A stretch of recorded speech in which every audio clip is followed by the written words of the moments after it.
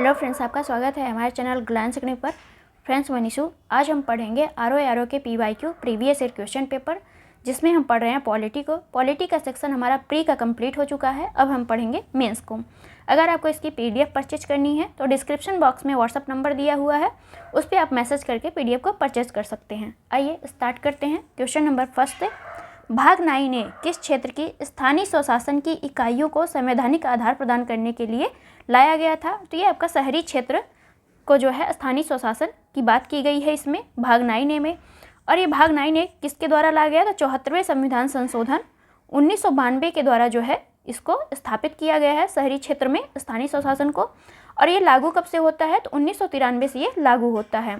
शहरी क्षेत्र के बारे में कौन से आर्टिकल में बात की गई है? तो 243P से लेके 243ZG में जो है बात की गई है। आइए सेकंड क्वेश्चन देखते हैं। राष्ट्रीय विकास परिषद का गठन कब किया गया? तो 6 अगस्त 1952 को जो है आपका राष्ट्रीय विकास परिषद, जिसे हम NDC कहते हैं, उसका गठन किया गया। इसके अध्यक्ष कौन होते हैं? तो इसके अध्यक्ष जो होते हैं प्रधानमंत्री होते हैं। ये एक संविधानेतर निकाय है राष्ट्रीय विकास परिषद। नीति आयोग के सभी सदस्य जो है इसके सदस्य होते हैं। और सभी राज्यों के CM, मुख्यमंत्री और UT के प्रशासक जो होते हैं वो भी इसके सदस्य होते हैं। किसके? NDC के। तो ये इंपॉर्टेंट फैक्ट है, याद रखिएगा, हर जगह NDC की बात की जाती है। किस अनुच्छेद में संसद के दोनों सदनों के संयुक्त अधिवेशन का प्रावधान है? तो आर्टिकल 108 में जो है संसद के दोनों सदनों के संयुक्त अधिवेशन का प्रावधान किया गया है। और इसकी अध्यक्षता कौन करता है? तो लोकसभा अध्यक्ष जो होता है इसकी अध्यक्षता करता है। वो किस आर्टिकल के तहत करता है अध्यक्षता? तो 118 आर्टिकल के तहत करता है। और हम देख लेते हैं इसमें कुछ इंपॉर्टेंट बातें। संविधान संशोधन तथा धन विधेयक को छोड़कर अन्य सभी मामलों में जो है संयुक्त बैठक बुलाई जा सकती है, लेकिन संविधान संशोधन होगा तो उसमें आपका संयुक्त बैठक नहीं बुलाया जा सकता है। धन विधेयक में भी आपका संयुक्त बैठक नहीं बुलाया जा सकता है। तो ये कुछ इंपॉर्टेंट फैक्ट हैं जो बहुत ही ज़्यादा इंपॉर्टेंट है, याद रखिएगा।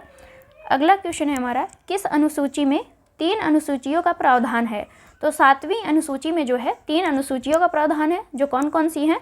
तो संघ सूची, जिसमें टोटल 99 विषय हैं। राज्य सूची में टोटल 61 विषय हैं। समवर्ती सूची जो है जिसमें आपका 52 विषय हैं, ये शामिल है आपका। किस अनुसूची में है? तो ये 7वीं अनुसूची के तहत आती हैं। इस टाइम जो है टोटल आपका संविधान में कितने आर्टिकल हैं? तो उन 395 जो हैं आपके आर्टिकल हैं। बाकी इन सब के सब आर्टिकल हैं जो 400 से भी अधिक हो चुके हैं। तो भाग कितने हैं? तो 22 भाग हैं टोटल आपके। अनुसूचियाँ कितनी हैं? तो टोटल 12 अनुसूची जो है अभी तक संविधान में है। अगला हम देखते हैं, यदि किसी समय राष्ट्रपति उपराष्ट्रपति दोनों का पद रिक्त हो जाए तब राष्ट्रपति का कार्य कौन करेगा? तो उस टाइम पे जो है भारत के प्रधान न्यायाधीश जो आपके CGI होंगे वो करेंगे। और इनके भी न रहने पे, मान लीजिए CGI भी नहीं है, उनके न रहने पे कौन करेगा? तो सुप्रीम कोर्ट का वरिष्ठतम न्यायाधीश जो होगा वहाँ पे वो जो है राष्ट्रपति का कार्य संभालेगा।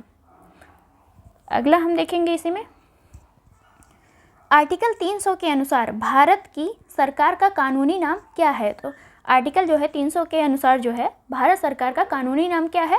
तो इसका नाम है द यूनियन ऑफ इंडिया। इसे किस नाम से जानते हैं? द यूनियन ऑफ इंडिया के नाम से जानते हैं भारत सरकार को।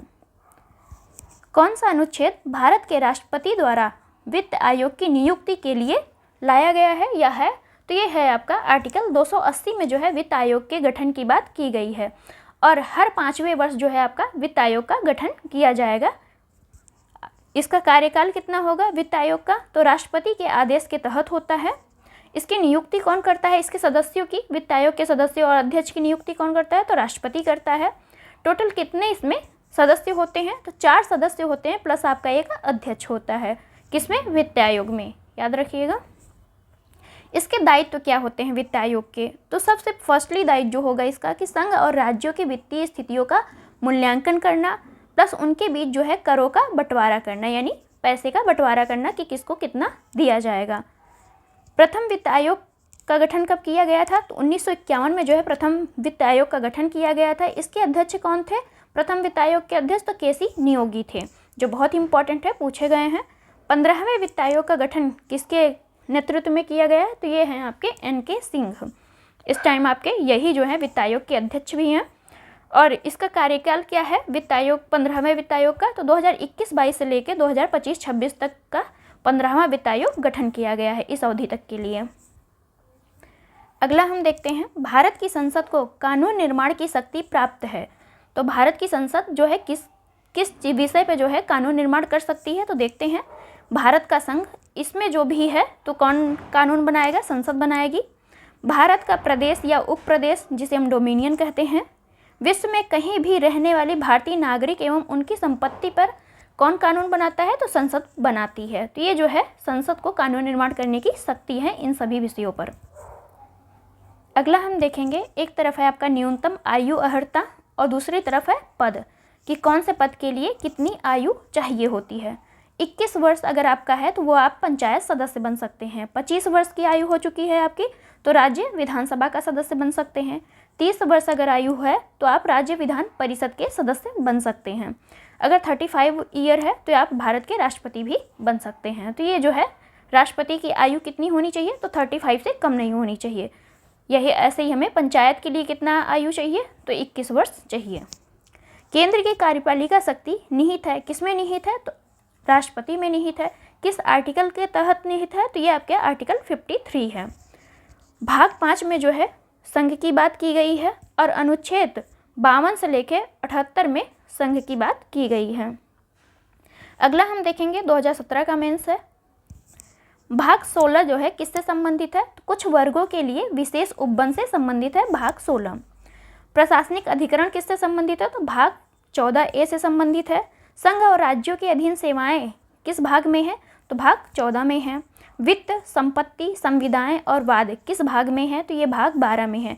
ये मोस्ट इम्पॉर्टेंट है आपका भाग 12 जो है, इसमें किस क्या क्या बात की गई है, तो वित्त, संपत्ति, संविदाएं किस भाग में है, तो ये आपके 12 में है।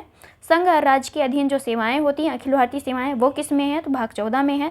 प्रशासनिक अधिकरण किस में है, तो 14A में है। अगला हम देखते हैं, क्वेश्चन नंबर 2 है, धन विधेयक के अतिरिक्त एक विधेयक जो विधानसभा ने प्रथम बार पारित कर दिया हो, विधान परिषद में कितने माह तक पड़ा रह सकता है या रोक रख सकता है विधान परिषद, तो ये है आपका 3 माह से अधिक नहीं रोक सकता एक बार में। प्रथम बार की बात कर रहा है। अगर यही दूसरी बार पूछे तो जो है 1 महीना और आप इसमें ऐड कर लीजिए, 1 माह और ऐड कर लिए, तो टोटल कितने माह रोक सकता है, 4 माह के लिए रोक सकता है, और प्रथम और द्वितीय दोनों को मिला के। अगर दूसरी बार बोलेगा तो सिर्फ 1 माह के लिए रोक सकता है, और टोटल अगर बोलता है प्रथम और द्वितीय को मिला के तो टोटल 4 माह के लिए विधान परिषद धन विधेयक को छोड़कर अन्य जो विधेयक हैं उसको रोक सकता है। यही बात की गई है। और ये बात किस में की गई है, तो आर्टिकल 157 1 ख में इस चीज़ को कहा गया है। 97 ख में, आर्टिकल 197 1 ख में इस चीज़ को कहा गया है। यहाँ पे ये इम्पॉर्टेंट है, प्रथम बार में, पहली बार में कितने महीने तक रोक सकता है, तो 3 महीने तक रोक सकता है। अगला हम देखेंगे, और ये भी ध्यान दीजिएगा धन विधेयक को छोड़कर, ना कि धन विधेयक को लेके। कौन सा अनुच्छेद लोकसभा एवं विधानसभा के प्रतिनिधियों को निर्वाचित करने अर्थात वयस्क मताधिकार का अधिकार प्रदान करता है, तो ये है आपका आर्टिकल 326। 326 जो है आपका वयस्क मताधिकार का अधिकार प्रदान करता है। ये भाग किस में है, तो भाग 15 में जो है इसकी बात की गई है। 61वें संविधान संशोधन 1989 द्वारा आर्टिकल 326 में जो है संशोधित करके मताधिकार की आयु 21 वर्ष से घटाकर कितनी की गई, तो 18 वर्ष की गई। ये भी इम्पॉर्टेंट है आपका कि 21 वर्ष से घटाकर आयु जो है 18 वर्ष कब की गई, तो ये है आपका 61वें संविधान संशोधन 1989 के द्वारा ऐसा किया गया था। किस आर्टिकल में संशोधन किया गया था, तो आर्टिकल 326 में संशोधन किया गया था। अगला हम देख लेते हैं कि आर्टिकल 323 किससे संबंधित है, तो लोक सेवा आयोगों के प्रतिवेदन से संबंधित है। आर्टिकल 324 जो है आपका निर्वाचनों के अधीक्षण, निर्देशन और नियंत्रण से संबंधित है। अब हम देखते हैं अगला क्वेश्चन। ये हमारा एक तरफ दिए हुए थे कि कौन सी समिति कब स्थापित हुई थी, तो देखते हैं। पीके थुंगल समिति जो है 1988 में आई थी या स्थापित हुई थी। अशोक मेहता समिति आपका 1977 में स्थापित हुई थी। BRM मेहता समिति जो है 1957 में स्थापित हुई थी। ML सिंघवी समिति आपका 1986 में स्थापित की गई थी। तो ये सभी जो है पंचायती राज से संबंधित समितियां हैं जो मतलब आई थी। BR Mehta, Ashok Mehta, PK थुंगल, ML Singhvi, ये सभी बहुत इंपॉर्टेंट समितियां हैं, तो याद कर लीजिएगा मिलान की कब कौन सी समिति गठित की गई थी। ग्रामीण स्थानीय स्वशासन का पंचायती राज नामांकन किस भारतीय नेता के सुझाव का परिणाम था? तो पंचायती राज का सुझाव सबसे पहले किसने दिया था? तो ये आपके महात्मा गांधी ने दिया था ग्रामीण स्थानीय शासन में। तो बहुत इंपॉर्टेंट है, याद कर लीजिएगा इसे। आर्टिकल 40 में जो है गांधी के जो सिद्धांत है उसमें इन्होंने कहा था कुटीर उद्योगों की स्थापना करना, प्लस आपका पंचायती राज की भी बात इन्होंने की है DPSP में। अगला हम देखेंगे 2016 के मेंस का प्री एग्जाम। राज्यसभा का विघटन नहीं होता है। राज्यसभा का विघटन क्यों नहीं होता है? क्योंकि यह एक स्थायी सदन होती है। आर्टिकल जो है 83 के तहत राज्यसभा स्थायी सदन है, इसलिए इसका विघटन नहीं होता है। इसके 1/3 सदस्य हर दूसरे वर्ष सेवानिवृत्त होते हैं। तो राज्यसभा के जो 1/3 सदस्य हैं वो हर दूसरे वर्ष जो है सेवानिवृत्त हो जाते हैं। अगला हम देखते हैं राष्ट्रपति की तरह उपराष्ट्रपति का चुनाव भी अप्रत्यक्ष होता है। तो राष्ट्रपति की तरह ही उपराष्ट्रपति का भी चुनाव कैसे होता है? तो अप्रत्यक्ष होता है। और राष्ट्रपति के चुनाव में भाग कौन कौन लेता है, कौन कौन से लोग पार्टिसिपेट करते हैं? तो लोकसभा, राज्यसभा, विधानसभा के निर्वाचित सदस्य, मनोनीत नहीं सिर्फ निर्वाचित सदस्य। दिल्ली और पुदुचेरी विधानसभा के निर्वाचित सदस्य भी किसके चुनाव में भाग लेते हैं? तो राष्ट्रपति के चुनाव में भाग लेते हैं। जबकि आपका उपराष्ट्रपति के चुनाव में कौन कौन भाग लेता है? तो लोकसभा और राज्यसभा के सभी सदस्य, निर्वाचित भी और मनोनीत भी, दोनों ही भाग लेते हैं। इसमें कोई भी विधानसभा के सदस्य भाग नहीं लेते हैं। तो ये आपका उपराष्ट्रपति और राष्ट्रपति के चुनाव के बारे में है, थोड़ा सा इम्पॉर्टेंट है। किस अनुच्छेद के अंतर्गत विधानसभा के अवकाश के दौरान अध्यादेश जारी कर सकते हैं? तो कौन सा ऐसा अनुच्छेद है जिसके तहत जो है विधानसभा जब न चल रही हो, जब उसका सत्र न चल रहा हो तो अध्यादेश जारी करने की शक्ति होती है? तो ये जो है आर्टिकल 213 के तहत राज्यपाल जो है आपका अध्यादेश जारी कर सकता है। अगला हम देखते हैं भारत में नीति आयोग की स्थापना जनवरी 2015 में की गई थी। तो भारत में नीति आयोग की स्थापना कब की गई? जनवरी 2015 में की गई। संघीय मंत्रिपरिषद द्वारा पारित एक विशिष्ट प्रस्ताव से की गई थी। तो किसके प्रस्ताव से की गई थी? तो संघीय मंत्रिपरिषद द्वारा पारित एक विशिष्ट प्रस्ताव था, उसके माध्यम से आपका नीति आयोग की स्थापना की गई थी। नीति आयोग जो है एक गैर संवैधानिक संस्था है। नीति आयोग जो है गैर संवैधानिक संस्था है, ये भी इम्पोर्टेंट है। अगला हम देखेंगे कि कौन सा संशोधन किससे संबंधित है। तो 94 संविधान संशोधन 2006 आर्टिकल 164 में संशोधन करता है। और 95 संविधान संशोधन 2009 जो है आर्टिकल 334 में संशोधन किया गया। इसके तहत 96 संविधान संशोधन 2011 के तहत जो है आपका 8वीं अनुसूची में संशोधन किया गया, जो ओडिया और ओडिया किया गया, मतलब उसका नाम जस्ट परिवर्तित किया गया। 103वां संविधान संशोधन 2019 में हुआ और ये आर्टिकल 15 में किया गया संशोधन है। और इसमें जो है EWS जोड़ा गया है। तो यही जो है EWS को आरक्षण देने के लिए कौन सा संशोधन किया गया? तो 103वां संविधान संशोधन 2019 किया गया है। अब हम देखेंगे 2014 का मेंस। भारत के संविधान में मौलिक कर्तव्य कितने हैं? तो भारत के संविधान में मौलिक कर्तव्य टोटल आपके 11 हैं। मौलिक कर्तव्य किसकी जो है सिफारिश से जोड़े गए हैं? तो स्वर्ण सिंह समिति ने जो है मौलिक कर्तव्य भारत के संविधान में जोड़ने की सिफारिश की थी। और 42वें संविधान संशोधन 1974 के द्वारा जो है मौलिक कर्तव्य को संविधान में जोड़ा गया। और मौलिक कर्तव्य से संबंधित भाग कौन सा है? तो भाग 4 का जो है आपका मौलिक कर्तव्य से संबंधित है। और आर्टिकल 51A में आपका मौलिक कर्तव्य की बात की गई है। 86वें संविधान संशोधन 2002 द्वारा जो है आपका 11वां मौलिक कर्तव्य शिक्षा का अधिकार जोड़ा गया था। मतलब शिक्षा में इसमें क्या है आपका कि 6 से लेकर 14 वर्ष के बच्चों के लिए शिक्षा दी जाएगी, इसमें ये बात की गई है। तो 42वें संविधान संशोधन 1974 के द्वारा जो है टोटल 10 मौलिक कर्तव्य जोड़े गए थे। 11वां मौलिक कर्तव्य कब जोड़ा गया? तो 86वें संविधान संशोधन 2002 के द्वारा जो है जोड़ा गया। और ये किससे संबंधित है? तो शिक्षा से संबंधित है। अगला हम देखते हैं लोक लेखा समिति में कितने सदस्य होते हैं? तो लोक लेखा समिति में टोटल आपके 22 सदस्य होते हैं, जिसमें 15 लोकसभा से होते हैं और 7 जो है राज्यसभा से होते हैं। लोक लेखा समिति में जो सदस्य होते हैं वो अनुपातिक प्रतिनिधित्व पद्धति से एकल संक्रमण मत द्वारा चुने जाते हैं। समिति का अध्यक्ष कौन होता है लोक लेखा समिति का? तो विपक्ष के सदस्य को लोकसभा अध्यक्ष द्वारा नियुक्त किया जाता है। तो विपक्ष का जो सदस्य होता है वही लोक लेखा समिति का अध्यक्ष होता है। इसे नियुक्त कौन करता है? तो लोकसभा अध्यक्ष इसे नियुक्त करता है। तो ये बहुत ही इंपॉर्टेंट क्वेश्चन है, याद रखिएगा। मुख्य कार्य क्या होता है इसका, लोक लेखा समिति का? तो विनियोग लेखाओं पर कैग के प्रतिवेदन की, जो हमारा कैग है नियंत्रक महालेखा परीक्षक, उसके प्रतिवेदन की समीक्षा करता है और रिपोर्ट प्रस्तुत करता है। किसको? लोकसभा अध्यक्ष को अपनी रिपोर्ट प्रस्तुत करता है। कौन करता है? तो लोक लेखा समिति करती है। केरल में प्रथम साम्यवादी राज्य सरकार का गठन किया गया। तो केरल में सर्वप्रथम साम्यवादी राज्य सरकार का गठन किया गया। कब किया गया? तो 5 अप्रैल 1957 को किया गया था। इसके जो है मुख्यमंत्री कौन बने थे इसमें? तो EMS नंबूदरीपाद जो है इसके क्या बने थे? मुख्यमंत्री बने थे। जब ये 1957 में गठित हुई सरकार तो उसके CM कौन थे, मुख्यमंत्री कौन थे? नंबूदरीपाद थे।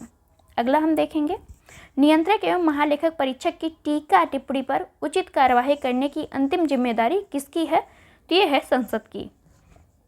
संसद की अंतिम जिम्मेदारी होती है कि जो कैग रिपोर्ट प्रस्तुत करता है उस पर अपनी टिप्पणी करे और यह उचित कार्यवाही करे।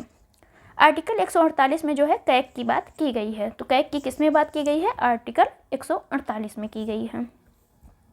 क्वेश्चन नंबर 5 है, नए राज्यों की स्थापना करने की विधायिनी शक्ति किससे प्राप्त है? तो नए राज्यों की जो स्थापना करता है उसे विधायी शक्ति किससे प्राप्त है? तो ये संसद को जो है आपका विधायी शक्ति प्राप्त है। आर्टिकल 2 के तहत जो है नए राज्यों के प्रवेश या स्थापना से संबंधित है।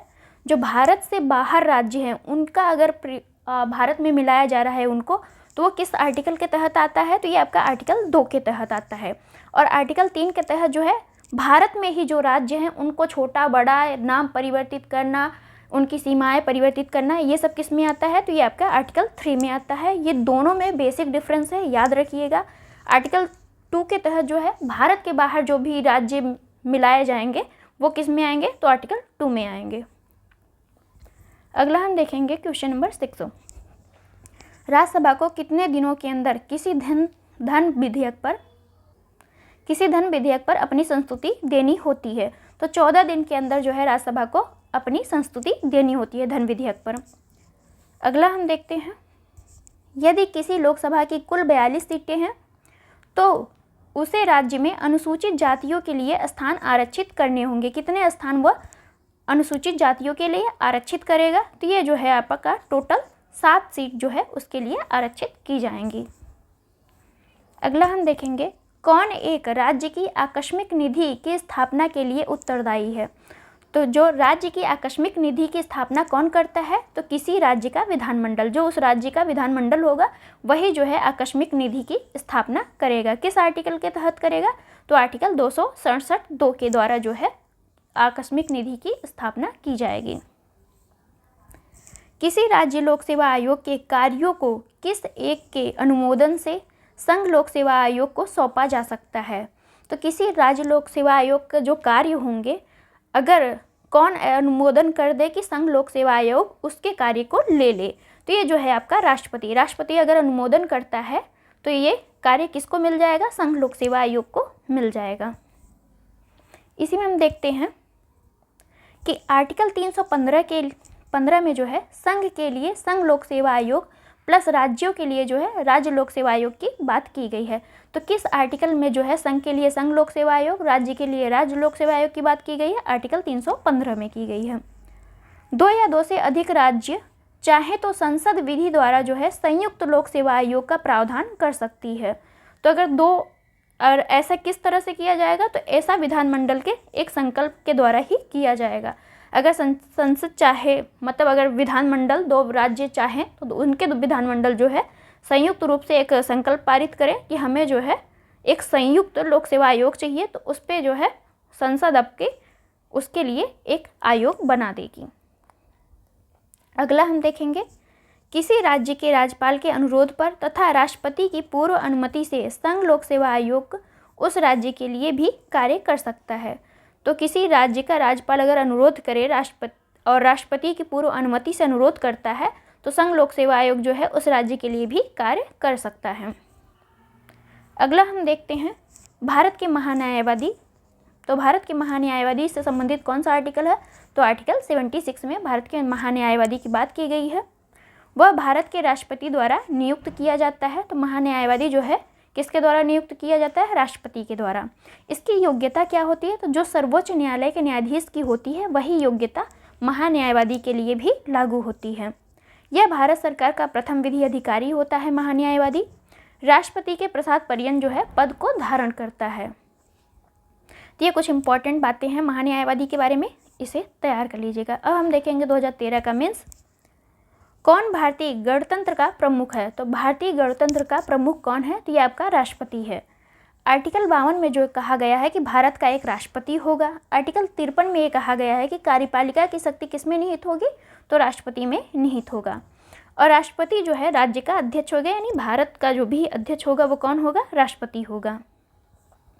आर्टिकल 77 में क्या कहा गया है? तो रक्षा बलों की सर्वोच्च कमान राष्ट्रपति में निहित होगी।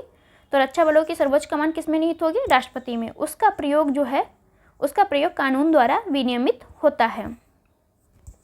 अगला हम देखेंगे, एक तरफ हमारा मिलान था, एक तरफ भाग है। देखते हैं, मतलब ये संबंधित है, मिलान करना था इसमें। भाग 15 आपका किससे संबंधित है? तो निर्वाचन से संबंधित है। भाग 16 जो है आपका कुछ वर्गों के संबंध में विशेष उपबंध करता है। भाग 17 जो है राजभाषा से संबंधित है। भाग 18 आपका आपात उपबंध से संबंधित है। तो आपातकाल से कौन सा भाग है? 18, राजभाषा से 17 और कुछ वर्गों के संबंध में विशेष उपबंध जो है किससे संबंधित है? तो भाग 16 से। निर्वाचन किस में है? भाग 15 में है। अगला है हमारा 3 नंबर क्वेश्चन। राज्य के नीति निर्देशक सिद्धांतों का उद्देश्य क्या है? तो यहाँ पे हम देखते हैं क्या इसका उद्देश्य है डीपीएसपी का। एक कल्याणकारी राज्य की स्थापना करना, ये डीपीएसपी का उद्देश्य है। सामाजिक आर्थिक न्याय को सुनिश्चित करना, ये भी आपका डीपीएसपी का ही उद्देश्य है। एक धर्मनिरपेक्ष राज्य की स्थापना हो, ये भी इसमें निहित है। एक धार्मिक राज्य की स्थापना हो, ऐसा ये नहीं कहता है, ऐसा आपका डीपीएसपी नहीं कहता। तो डी ऑप्शन आपका गलत है, बाकी सभी सही है। भाग 4 में आपका डीपीएसपी से संबंधित है। आर्टिकल 36 से लेकर 51 में जो है डीपीएसपी की बात की गई है। अगला हम देखेंगे, संसद के दोनों सदनों की संयुक्त बैठक की अध्यक्षता कौन करता है? तो लोकसभा अध्यक्ष जो है आपका संयुक्त बैठक की अध्यक्षता करता है। किस आर्टिकल के तहत करता है? तो आर्टिकल 118 के तहत जो है लोकसभा का अध्यक्ष अध्यक्षता करता है संयुक्त बैठक की। और संयुक्त बैठक का प्रावधान किस में है? तो आर्टिकल 108 में है। धन विधेयक, संविधान संशोधन विधेयक के अतिरिक्त किसी विधेयक पर असहमति होती है तो उस पर जो है संयुक्त अधिवेशन बुलाया जा सकता है। किसके द्वारा? राष्ट्रपति के द्वारा। तो इम्पॉर्टेंट है आपका। अब हम देखते हैं 2010 का मेंस री एग्जाम। समान कार्य के लिए समान वेतन भारत के संविधान में प्रतिस्थापित है, किसके द्वारा है? तो ये जो है डीपीएसपी का एक अंग है कि समान कार्य के लिए समान वेतन दिया जाए। ये किस आर्टिकल में है? तो आर्टिकल जो है आपका 39 ख में। ये जो 39 ख है किसके अंतर्गत आता है? तो डीपीएसपी में आता है आपका, क्योंकि डीपीएसपी का आर्टिकल क्या है? 36 से लेके 51 तक। संसद ने जो है समान पारिश्रमिक अधिनियम 1976 में पारित किया था। तो संसद ने जो है समान पारिश्रमिक अधिनियम कब पारित किया? 1976 में पारित किया था, ये भी याद रखिएगा। किसी एक सदन का अध्यक्ष एक गैर सदस्य होता है, ये किस में होता है? तो ये आपका राज्यसभा में होता है। किसी एक सदन का अध्यक्ष एक गैर सदस्य होता है तो किस में? राज्यसभा में। अब देखते हैं क्यों होता है। तो आर्टिकल जो है 63 कहता है भारत का एक राष्ट्रपति होगा, उपराष्ट्रपति राज्यसभा का पदेन सभापति होगा। तो उपराष्ट्रपति जो है राज्यसभा का पदेन सभापति होता है, राज्यसभा का यह सदस्य नहीं होता है। कौन? उपराष्ट्रपति। राज्यसभा में मतदान का अधिकार इसे नहीं होता है उपराष्ट्रपति को, परंतु सभापति के रूप में जब ये राज्यसभा का सभापति होता है तो उस टाइम पे निर्णायक मत देता है। तो ये इम्पॉर्टेंट है, याद रखिएगा। तो अब समझ में आ गया होगा कि किसी एक सदन का अध्यक्ष एक गैर सदस्य होता है, तो वो किस सदन का होता है? राज्यसभा का। क्यों होता है? क्योंकि उपराष्ट्रपति आपका राज्यसभा का सदस्य नहीं होता है, इसीलिए गैर सदस्य होता है। अगला हम देखेंगे, किसने अपने राजनीतिक जीवन में भारत के पीएम का पद एक बार से अधिक समयांतर के बाद सुशोभित किया है? तो ये जो हैं आपके गुलजारी लाल नंदा जो हैं 1964 और 66 में ये कार्यवाहक राष्ट्रपति रहे हैं, पीएम रहे हैं। अटल बिहारी वाजपेयी जो है 1996 में 13 दिन के पीएम रहे हैं तथा 1998 से लेकर 2004 तक पीएम रहे हैं।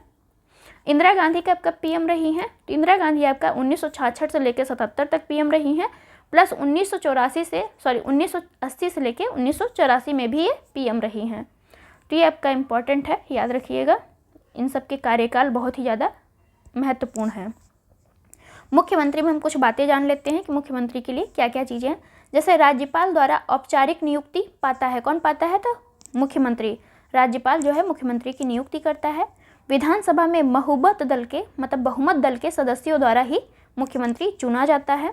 उसका पद पर बना रहना बहुत से कारकों पर निर्भर करता है। मुख्यमंत्री का अगर पद पे है तो उस पर जो है बहुत सारे कारक कार्य करते हैं। वह राज्यपाल चयनित होता है, तो मुख्यमंत्री जो है राज्यपाल नहीं चयनित होता है। यही आपका गलत है, बाकी सभी सही थे। ये स्टेटमेंट था आपका। आर्टिकल 164 में कहा गया है कि सीएम यानी मुख्यमंत्री की नियुक्ति कौन करेगा? तो राज्यपाल करेगा। भारत में संविधान की मूल संरचना, बुनियादी ढांचा, जिसे हम बेसिक स्ट्रक्चर कहते हैं, के सिद्धांत का स्रोत है। तो उसके सिद्धांत का स्रोत क्या है? तो न्यायिक व्याख्या। अब हम देखते हैं केशवानंद भारतीवाद 1973 में मूल संरचना के सिद्धांत की सर्वोच्च न्यायालय द्वारा व्याख्या की जाती है। तो केशवानंद भारतीवाद 1973 में जो है आपका बेसिक स्ट्रक्चर किसने दिया है? तो सुप्रीम कोर्ट ने दिया है। याद रखिएगा, मोस्ट इम्पॉर्टेंट क्वेश्चन है। 73वें और 74वें संविधान संशोधन किनके सृजन के लिए उत्तरदायी है? तो 73वां और 74वां संविधान संशोधन जो है आपका, देखते हैं किन किन के लिए उत्तरदायी है। तो राज्य निर्वाचन आयोग के लिए है, जिला नियोजन समिति के लिए है, राज्य संपत्ति कर मूल्य निर्धारण बोर्ड, ये आपका गलत है। बाकी जो है राज्य निर्वाचन आयोग के लिए कौन सा है? तो 73वां और 74वां संविधान संशोधन है। जिला योजना समिति भी इससे संबंधित है। तो राज्य वित्त आयोग के अध्यक्ष की नियुक्ति कौन करता है? तो राज्यपाल करता है। किस आर्टिकल के तहत करता है? ये आप कमेंट बॉक्स में ज़रूर बताइएगा ताकि आपको याद रहे। 2010 का अब हम मेंस देखते हैं। पहला क्वेश्चन है हमारा कि नागरिकता से संबंधित प्रावधान किस भाग में है? तो भाग 2 जो है आपका नागरिकता से संबंधित है। आर्टिकल 5 से लेकर 11 तक नागरिकता की बात की गई है। भाग 1 किससे संबंधित है? संघ एवं उसके राज्य क्षेत्र से संबंधित है। भाग 3 आपका मूल अधिकार से संबंधित है। भाग 4 आपका डीपीएसपी या नीति निर्देशक तत्वों से संबंधित है। क्वेश्चन नंबर है सेकंड, किसी व्यक्ति को एक ही अपराध के लिए एक बार से अधिक अभियोजित और दंडित नहीं किया जा सकता। ये जो है स्टेटमेंट दिया हुआ था, किसी व्यक्ति को जो है एक ही अपराध के लिए एक बार से अधिक अभियोजित या दंडित नहीं किया जा सकता। अब हम देखते हैं नोटिस में कि अपराधों के लिए दोष सिद्धि के संबंध में संरक्षण किस अनुच्छेद के अंतर्गत है? तो ये जो है आर्टिकल 20 के तहत जो है अपराधों के लिए दोष सिद्धि से संरक्षण दिया गया है। अगला क्वेश्चन है हमारा, लोकसभा में आंग्ल भारतीय समुदाय का प्रतिनिधित्व संबंधित प्रावधान किस अनुच्छेद में दिया गया है? तो लोकसभा में आंग्ल भारतीयों को प्रतिनिधित्व देने के लिए आर्टिकल 331 का प्रयोग किया जाता था, लेकिन 104वें संविधान संशोधन द्वारा इसे समाप्त कर दिया गया कि अब लोकसभा में आंग्ल भारतीयों की नियुक्ति नहीं की जाती है। आर्टिकल 221 जो है किससे संबंधित है? तो न्यायाधीशों के वेतन से संबंधित है। आर्टिकल 121 जो है संसद में चर्चा पर निर्बंधन की बात करता है। अगला क्वेश्चन है हमारा, वित्त विधेयक के बारे में विशेष उपबंध किस अनुच्छेद के अंतर्गत है? तो आर्टिकल 117 में जो है आपका वित्त विधेयक संबंधित है। अगला हम देखेंगे आर्टिकल 119 में जो है संसद में वित्तीय कार्य संबंधी प्रक्रिया का विधि द्वारा विनियमन किया गया। आर्टिकल 123 जो है आपका संसद के विश्रांति काल में, मतलब संसद जब सत्र न चल रहा हो उसके टाइम पे अध्यादेश की बात की जाती है। तो आर्टिकल 123 में अध्यादेश की बात की गई है, ये याद रखिएगा। क्वेश्चन नंबर है 5, अनुसूचित जनजातियों के लिए राष्ट्रीय आयोग गठित करने का प्रावधान किस अनुच्छेद में है या संविधान के किस आर्टिकल में है? तो आर्टिकल 338A में है। आर्टिकल 339 के बारे में हम देखते हैं। तो अनुसूचित क्षेत्रों में प्रशासन और अनुसूचित जनजातियों के कल्याण के बारे में संघ के नियंत्रण का वर्णन किया गया है। किसमें किया गया है? आर्टिकल 339 में। और अनुसूचित जनजातियों के लिए राष्ट्रीय आयोग गठित की गई है कौन, किस आर्टिकल के तहत? तो आर्टिकल 338A के तहत। अगला क्वेश्चन है हमारा, किस अनुच्छेद में न्यायालयों द्वारा संसद की कार्यवाहियों की जांच करना प्रतिबंधित किया गया है? तो आर्टिकल 122 के द्वारा जो है न्यायालयों द्वारा जो है संसद की कार्यवाहियों की जांच करना प्रतिबंधित किया गया है। आर्टिकल 126 में जो है आपका कार्यकारी मुख्य न्यायाधीशों की नियुक्ति की बात की गई है। आर्टिकल 127 किससे संबंधित है? तदर्थ न्यायाधीशों की नियुक्ति से संबंधित है। आर्टिकल 127 तदर्थ न्यायाधीशों की नियुक्ति कहाँ पे की जाती है? तो सर्वोच्च न्यायालय में की जाती है। और तदर्थ न्यायाधीशों की नियुक्ति क्यों की जाती है? तो कोरम पूरा ना होने पर भी नियुक्ति की जाती है। कोरम अगर पूरा नहीं है तो तदर्थ न्यायाधीशों की नियुक्ति की जाती है। अगला हम देखते हैं किसके द्वारा संपत्ति के मूल अधिकार का लोप किया गया है? तो 44वें संविधान संशोधन 1978 द्वारा जो है संपत्ति के मूल अधिकार का लोप किया गया या समाप्त कर दिया गया है। तो संपत्ति का अधिकार अब किस में आता है? तो संपत्ति का अधिकार अब मूल अधिकार न होकर क्या हो गया? एक कानूनी अधिकार हो गया। ये कौन से आर्टिकल के तहत आता है? तो ये जो है आर्टिकल 300 के तहत जो है आपका संपत्ति का अधिकार आता है। अगला हम देखते हैं पंचायतों में महिलाओं के लिए 1/3 प्रतिनिधित्व की गारंटी कौन सा अनुच्छेद देता है? तो आर्टिकल जो है 243D में पंचायतों में महिलाओं के आरक्षण की बात किस में की गई है? तो आर्टिकल 243D में की गई है। कितने प्रतिशत आरक्षण की बात की गई है? तो 1/3 प्रतिनिधित्व की बात या 33% की बात की गई है। SC ST की भी महिला इसमें शामिल है 243D में। आर्टिकल 243C किससे संबंधित है? तो पंचायतों की संरचना से संबंधित है आर्टिकल 243C। तो ये हो गया आपका पॉलिटी का मेंस सेक्शन हमारा कंप्लीट हो गया। अब नेक्स्ट वीडियो हम ले आएंगे साइंस पे। Thank you for watching friends. आपको वीडियो कैसी लगी ज़रूर बताइएगा, और अगर आपको इसकी PDF चाहिए तो डिस्क्रिप्शन बॉक्स में व्हाट्सअप नंबर दिया गया है, उस पर आप मैसेज करके PDF को परचेज कर सकते हैं।